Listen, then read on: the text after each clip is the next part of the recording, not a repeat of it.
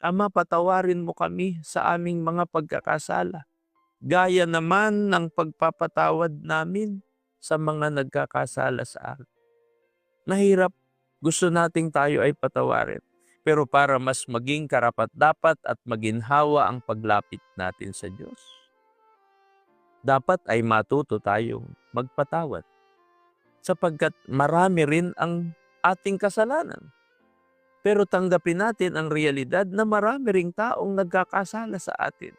At minsan hindi natin mapatawad.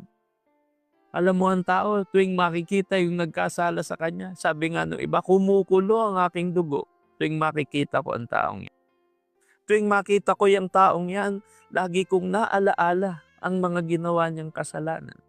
Matagal tayong makalimot.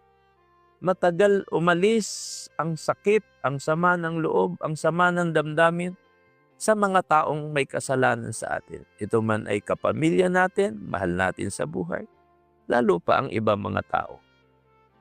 Parang tayo ay naghahangad ng masama sa mga taong gumawa ng masama sa atin. Normal naman yan bilang tao.